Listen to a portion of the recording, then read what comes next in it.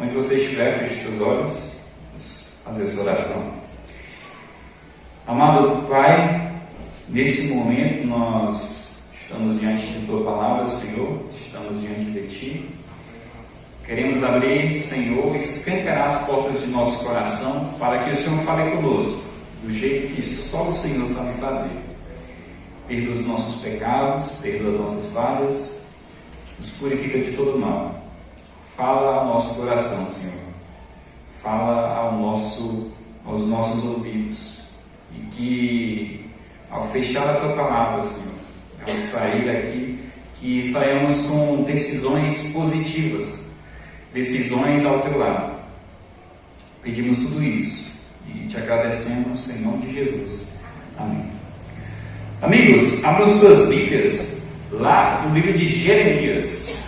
Jeremias aí ele tem essa fama, né, de ser chamado o profeta chorão, né?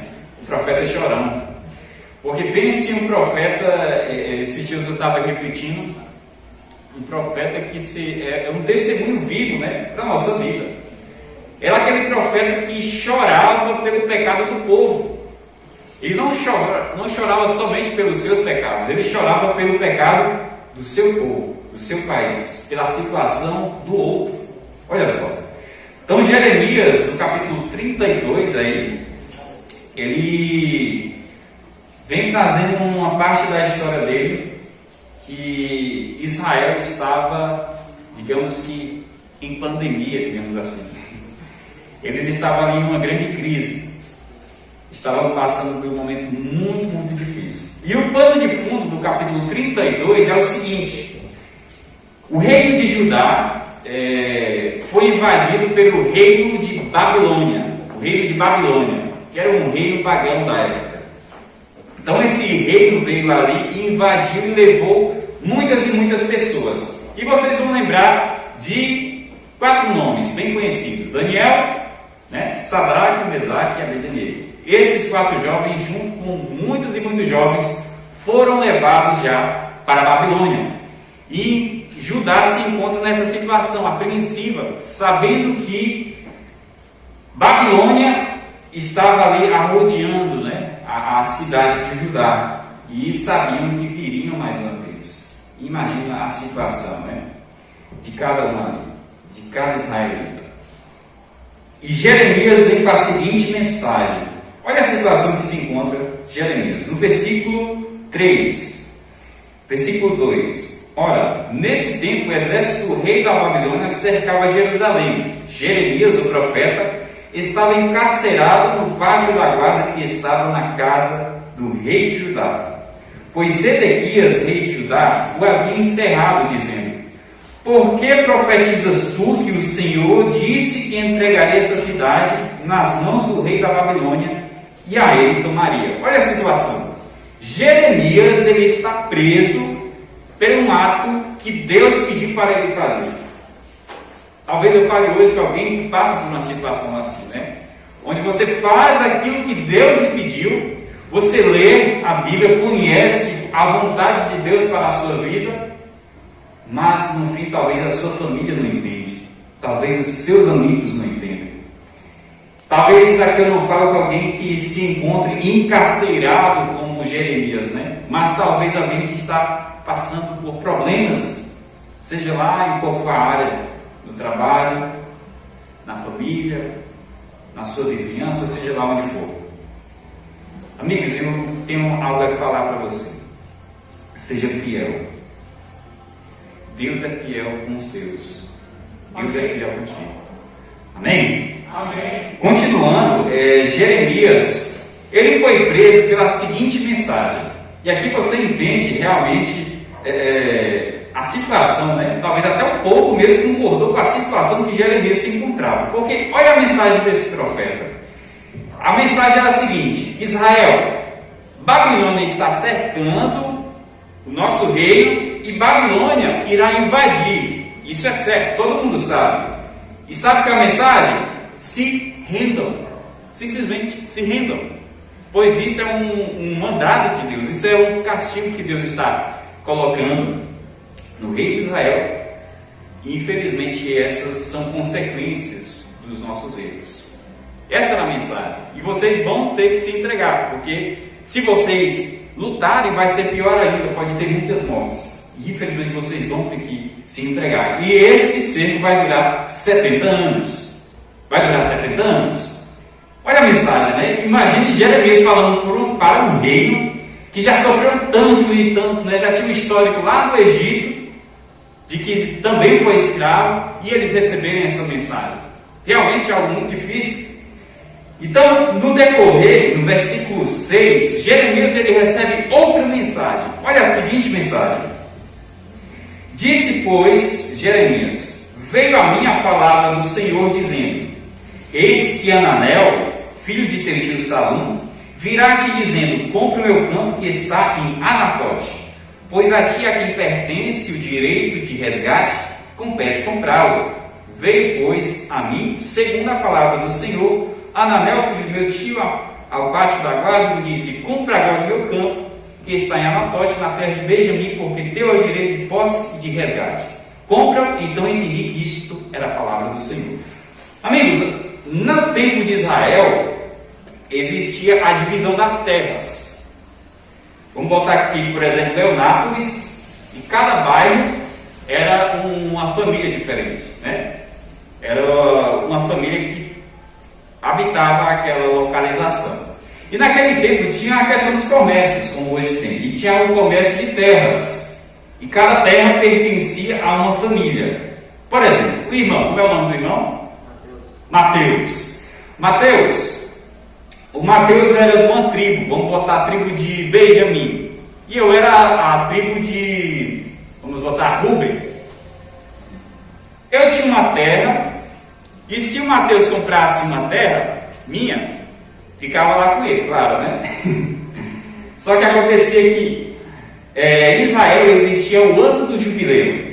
O ano do jubileu acontecia de 50 e 50 anos. E olha o que acontecia no ano do jubileu. Todas as terras voltavam para as suas antigas famílias. Ou seja, se o Mateus comprou uma terra minha, da minha família, depois do ano do jubileu, essa terra voltava de novo para a minha família.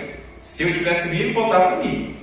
E acontece que, sabendo disso, chega ali o primo de Jeremias e fala o seguinte: Jeremias, possivelmente ele estava ali precisando dessa terra, e ele diz: Jeremias, já que você é meu primo, é da família mesmo, você pode comprar uma terra que é minha, e vai ficar mesmo na família, então você compra porque você está mesmo na família.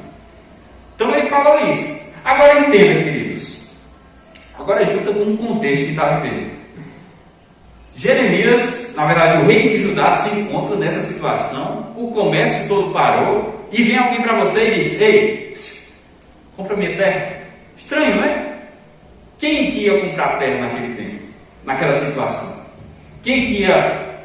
O comércio todo tinha parado. Estava bem pior do que a gente está vivendo hoje, né? Essa pandemia. A gente dá para sobreviver alguma coisa, os comércios, mas Judá tinha parado. Tudo estava parado. Estavam todos apreensivos, só esperando o momento que Babilônia entraria e levaria tudo. Estavam se preparando para uma guerra. Jeremias, além dessa mensagem, olha o que ele faz. Versículo 9. Comprei, pois, de Ananel, filho de meu tio, o campo que está em Anatote, e lhe pesei o dinheiro, 17 ciclos de prata. Geralmente aqui dava o preço da terra, era o preço de anos que faltava, justamente os anos que faltavam para o jubileu. Então, assinei a escritura, fechei com selo, chamei testemunhas, ele faz todo o processo ali de se comprar uma terra. E algo semelhante, algo interessante que a gente vê aqui, naquele tempo existia a questão dos selos, né, na escritura. Hoje tem um cartório, né? Tem um cartório. Só que no tempo, vamos botar o cartório da época. Se Mateus, ele comprasse a terra minha, eu ficava com um documento, Mateus ficava com outro documento, e ficava com o documento no cartório. Esse documento, ele ficava selado. E como é que eu sabia de quem era a terra, qual era o dono da terra, a quem família pertencia, sem abrir o documento, os pergaminhos da época? O selo. O selo tinha essas informações, que era o dono, era a família, enfim. Aí, o que acontece? Aí já vocês vão entender o porquê que a gente está entendendo isso. Mas aí ele faz todo o processo ali, do versículo 15, versículo 14 a 15. A gente vê o porquê que ele faz isso. Assim diz o Senhor dos Exércitos, o Deus de Israel: toma essa escritura da compra, tanto a selada como a aberta, e mede-as num vaso de barro para que se possam conservar por quantos dias? Muito ou pouco? Muito. E verso 15: porque assim diz o Senhor dos Exércitos, o Deus de Israel: ainda se comprarão casas, campos e vinhas nesta terra. Ou seja, ele comprar a terra, o que ele estava querendo mostrar para Israel? Israel, Babilônia virá, mas não vai ser para sempre que a gente vai viver em cativeiro. São 70 anos, voltaremos para essa terra e as terras voltarão para as suas famílias, as suas tribos, os seus donos. E ela é uma mensagem de esperança que tem. Agora, o que isso tem a ver com você aí que se encontra sentado, com você que se encontra aí em casa? E aí você vai entender. Vamos abrir a Bíblia, dê um pulinho lá em Apocalipse, capítulo 5. A gente muda agora do profeta Jeremias, vamos agora para o apóstolo João, né? E é interessante que Jeremias é o chorão, mas aqui na história a gente vai ver outra pessoa chorando. No capítulo 5, versículo 1, João ali, em uma de suas visões, ele vê o seguinte panorama: vi na mão direita daquele que estava sentado no trono um livro escrito por dentro e por fora, de todo selado com quantos selos? 7 selos. Olha aí, alguém sentado no trono, a gente entende-se que fale com força, Deus, né? A gente entende que é o próprio Deus. Então ele está ali segurando uma escritura de posse. Olha aí, ele está segurando a escritura de posse. E o judeu que lê o Apocalipse, ele entende logo. E o que vem na cabeça? Quem é o dono? Quem pode abrir? E o interessante é que vem aí com 7 selos. Sabemos que no judaísmo, ali na terra de Israel, era-se comum esse número 7, né? A gente vê o sábado, o 7º dia, Pedro chegando para Jesus perguntando, né? Senhor, devo perdoar meu irmão 7 vezes? Ou seja, na época, na cultura, o 7 era muito usado para um número pleno, um número de perfeição, um número de plenitude. Era assim usado isso. E agora, 7 selos em uma escritura de posse, ou seja, de todo fechado, ou seja, está fechadão, ninguém pode abrir. Por isso 7 selos. Sabemos que o livro de Apocalipse vem trazendo essas simbologias. Então está ali Deus sentado no trono com uma escritura de posse que ninguém pode abrir. Então veio o verso 2, diz assim: vi também um anjo forte que proclamava em grande voz: quem é digno de abrir o livro, de desatar os selos? Ora, nem no céu, nem sobre a terra, nem debaixo da terra, ninguém pode abrir o livro, nem mesmo olhar para ele. Olha aí. E olha a situação, olha o que acontece. Mais engraçado ainda, versículo 4. E eu chorava muito, porque ninguém foi achado digno de abrir o livro, nem mesmo de olhar para ele. Olha aí, nem olhar. De quem é o livro? Imagina que todo mundo vai balançando na cabeça. Quem é que pode abrir? Ninguém. Nem no céu, nem sobre a terra, ninguém podia abrir. Mas, amigos, sabemos que no início da história, se a gente for em Gênesis, a gente vê ali o seguinte panorama: Deus, ele coloca nas mãos de Adão e Eva a administração da terra. Ele coloca nas mãos essa administração. Adão, então, está cultivando, dá nome aos animais, enfim, administra, só que em um dia, infelizmente, Adão, ele peca. O único fruto que ele não deveria comer, esse ele come. ele e sua esposa, Eva. Nesse ato, vemos que a terra virou o que ela é hoje.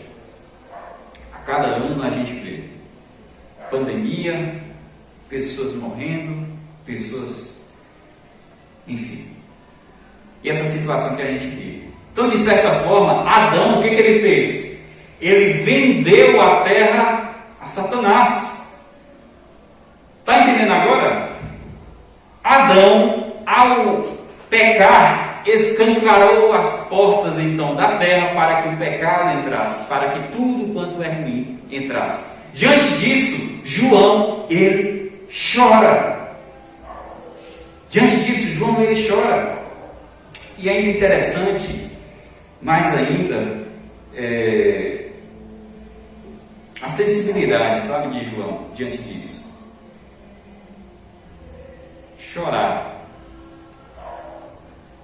Esses dias, na verdade, mês passado, comportando, entrei em uma casa ali, e logo no início, logo no primeiro contato, sabe quando você tem contato com aquela pessoa e você pensa assim, será que ela está embriagada ou tem algum problema na fala? Porque eu vi aquele rapaz, aquele senhor, e uma dificuldade tremenda de conversar, sabe? Ele falava com muita dificuldade. Enquanto falava, ele babava. Mas ao mesmo tempo eu percebi uma certa lucidez nele. Por isso a minha dúvida. Mas conforme eu ia ele, perguntei a ele se eu moro aqui, ele disse que morava. E perguntei quem mais morava com ele, ele disse que morava ali a esposa, a filha. Então entrei, apresentei os materiais e ele começou então a contar a sua história. E cerca de 5 anos ele vivia daquele jeito. Muita dificuldade de andar, mas o que me chamava a atenção era uma dificuldade tremenda mesmo. Quem me conhece já sabe que eu sou um pouquinho surdo, né? Você tem que gritar um pouquinho comigo. Mas eu percebi uma dificuldade tremenda. Eu já com essa dificuldade para entender ele, né? E ele me contou ali a sua história e o que eu consegui pegar. Há 5 anos ele vivia assim. E o pior era isso. Há 5 anos ele vinha ouvindo vozes. Segundo o que ele me falava, eram 2 vozes, como se fossem 2 pessoas ou 2 seres. E nisso ele diz que ele tinha dificuldade de comer, não se alimentava bem, sempre queria se alimentar, vinha alguma coisa e o atrapalhava. Ele sentia como se fossem algumas agulhadas em seu corpo. Enfim, resumindo, não vivia bem. Conta que quando era à noite, via vultos na casa, e isso só ele via, a esposa não via, ninguém via, e a família ficava louca com aquilo, porque só ele via essas coisas, só ele escutava essas coisas. A situação piorando ainda mais. Não sei se aqui vocês conhecem o livro Vida de Jesus. Alguém conhece? Levante a mão aí, quem conhece. Pronto. Vida de Jesus, ele retrata ali a história de Jesus detalhadamente, né? É um livro lindo, vem trazendo imagens dele.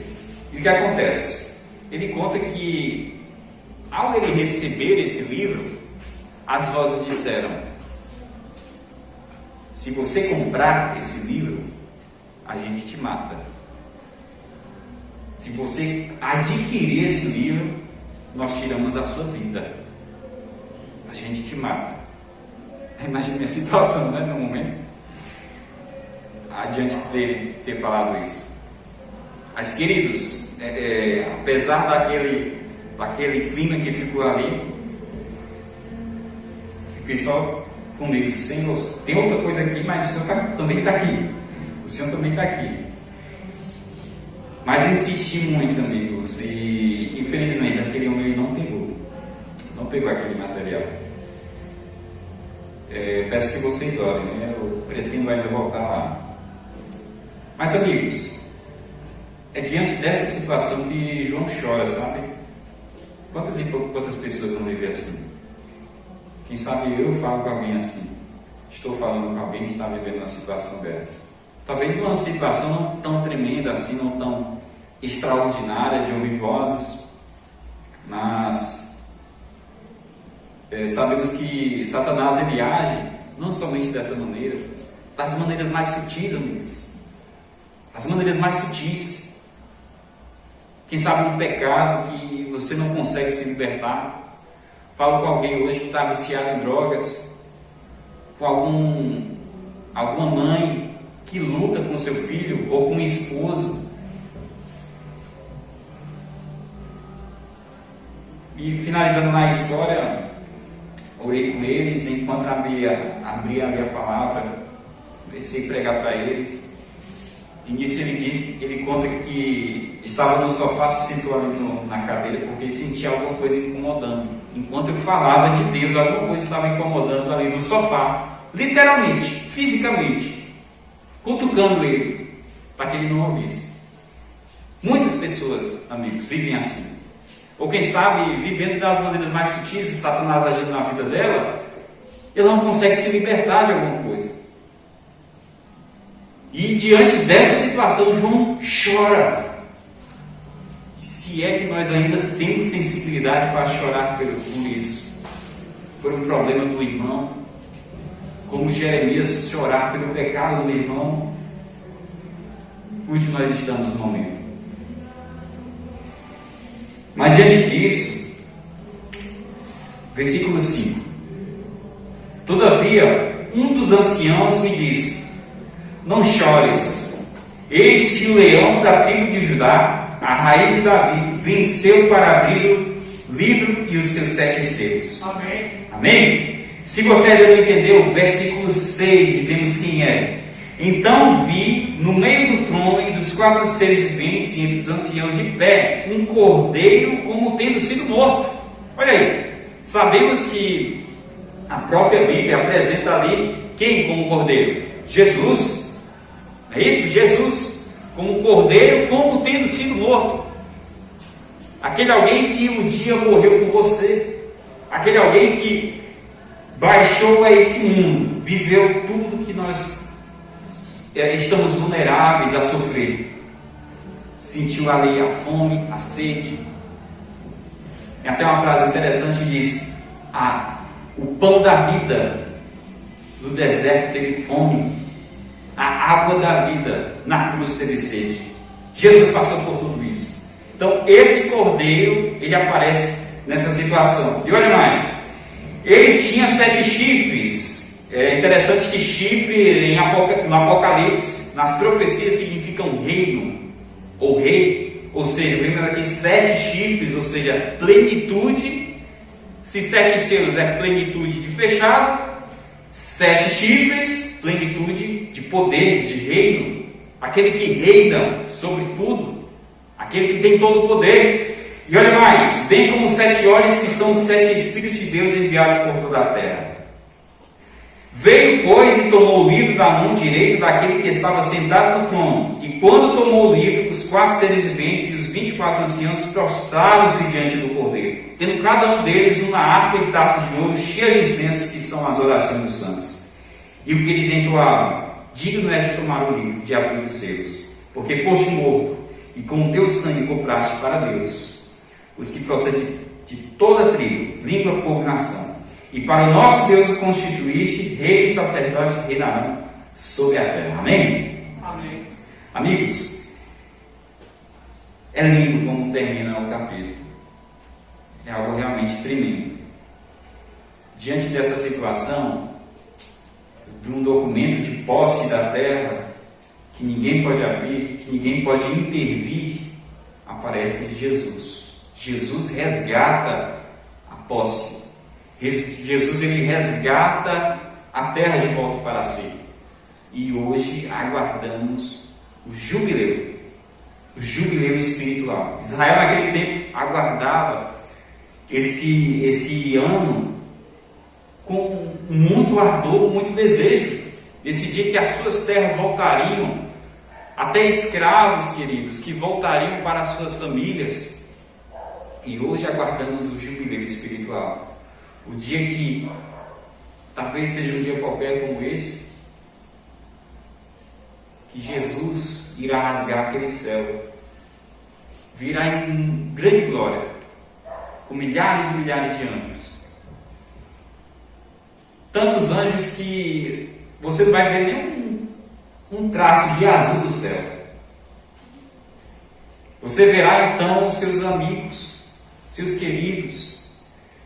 Se até lá você faleceu, ao você ressuscitar, amigo, a primeira pessoa que você vai ver é seu anjo. Imagina, o seu anjo. E ele dizer para você assim, ó, acabou. Amém? Amém. Ele dirá a você, acabou. Chegou o jubileu. Chegou o dia que tudo isso, pandemia, violência, vai acabar. É lindo isso. E é isso que a gente vê no livro de Apocalipse. Mas ainda existe algo mais. Jesus, ele comprou a terra. Jesus, ele tem a história do universo em suas mãos. Ele tem isso em suas mãos. E sua vida, onde está? E a minha vida, onde está? Onde está a minha vida? Será que está nas mãos daquele que tem todo o poder? Mas ele faz questão. Porque para haver amor, deve existir liberdade. E você é liberto para fazer o que você quiser. De sua vida, de sua história. Mas que hoje você decida, amigo, em entregar sua história nas mãos daquele que tudo pode. Amém.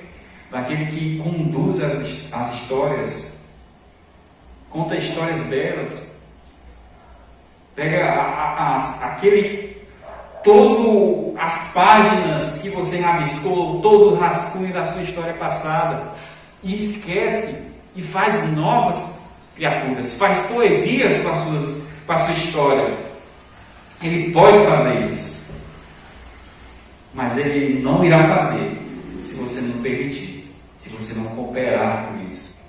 Se você deseja ardentemente isso, peço que você participe comigo nessa pequena oração que iremos fazer. Quando você estiver, fique de pé e participe comigo dessa oração.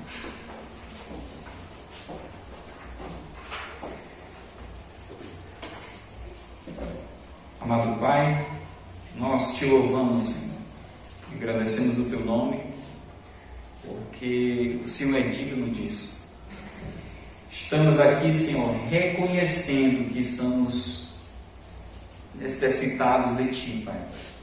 Viemos aqui porque nós reconhecemos que sem Ti nada somos, Senhor. Só em Ti a verdadeira vida e muita vida plena. Mas quem sabe hoje se encontrar alguém aqui que talvez anda junto, está na tua casa, mas vive longe de Ti, Senhor, que Tu alcance onde ele estiver. Ou quem sabe alguém que nesse momento se encontra em casa, Senhor, está passando por dificuldades, problemas de desemprego, quem sabe, seus filhos nas drogas, ou quem sabe o problema da bebida alcoólica em sua casa. O alcance, Senhor, onde ele estiver. Que Tu impressione esse coração do jeito que o Senhor somente sabe fazer. O ajude, Pai, o dê força. Dê valentia a essa mãe que hoje luta para botar a comida dentro de sua casa, que hoje tem um papel de ser mãe e pai. Conduz, Senhor, essas histórias. Conduz, Senhor. E conduz também a nossa história, Pai. Te suplicamos isso e te agradecemos. Toma a nossa vida em Tuas mãos e faz dela uma linda poesia, para que assim abençoada venha servir de bênção para muitas e muitas pessoas, e que Satanás não possa tocar um dedo em nós, porque aquele que está conosco é maior do que aquele que está no mundo. Oramos isso e te agradecemos por o Senhor ouvir essa oração, pois ela é feita e assinada com o nome do Senhor Jesus. Amém. Amém.